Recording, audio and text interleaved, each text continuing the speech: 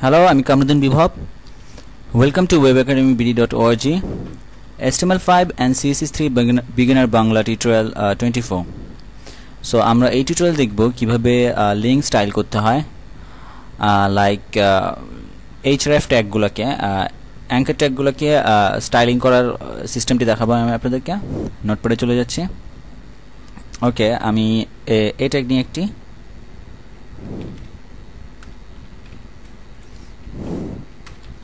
href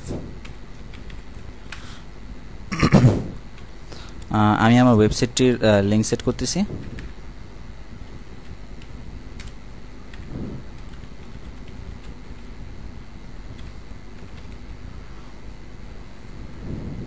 web academy BD.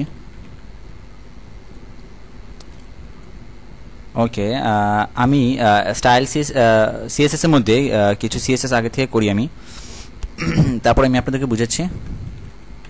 আমি এইটাকে ধরলাম, দেন এ hover, দেন এ active, দেন এ visited। এর আপনি দেখবেন আমি যখন কোনো অ্যাঙ্কার ট্যাগ দিবেন, আপনারা যখন কোনো লিঙ্ক সেট করবেন তখন দেখবেন যে অটো ব্লু কালারে হয়ে থাকবে, দেন নিচে একটি দাগ থাকবে। লাইক রান করে দেখি আমি আপনাদেরকে। দেখেন অটো ব্লু কালার আর নিচে একটা আন্ডারলাইন করা আছে। সো আপনি চিন্তা করতে পারেন যে আমি এটাকে কিভাবে ডিজাইন করব। হ্যাঁ, আমি চাচ্ছি না কোনো আন্ডারলাইন থাকবে, বা ব্লু কালার তো চাচ্ছি না। হ্যাঁ, ওকে,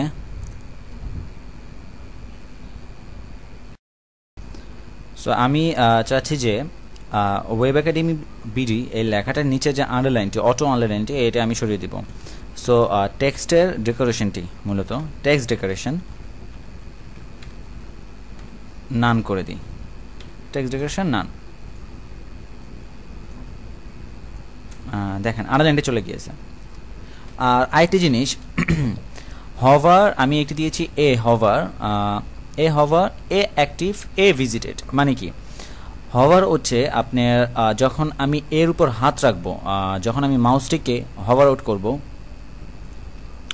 এই যে মাউসটি সরালাম, দেখেন আমার মাউস কার্সরটি চেঞ্জ হয়ে যাচ্ছে, এটি হ্যান্ডের মতো করে, এটাকে হভার বলে।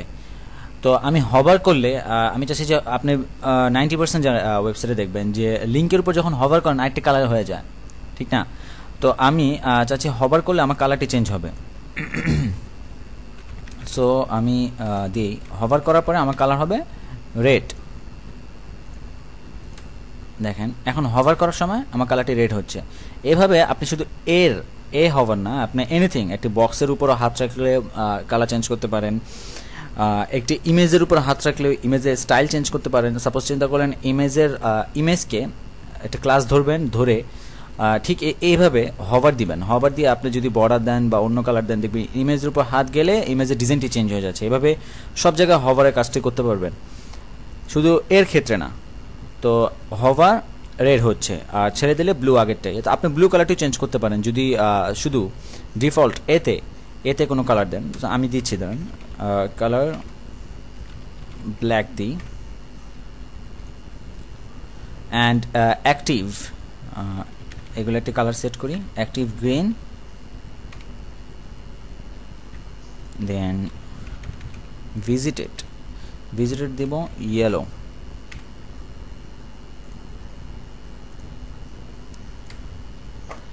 দেখেন নর্মালি যখন লিঙ্কটি থাকবে ব্ল্যাক কালারের, যখন আমি হাতটি নিব রেড কালারের, হভার করব রেড কালারের। যখন অ্যাক্টিভ মিনস আমি ক্লিক করব এখন, হ্যাঁ, ক্লিক করার সময় একটি কালার চেঞ্জ হবে, দেখবেন আমি ক্লিক করে ধরে রাখি, গ্রিন হয়ে আসা, ক্লিক করে ছেড়ে দিলাম, আমার গন্তব্য স্থানে পৌঁছে গেল webacademybd.org-তে।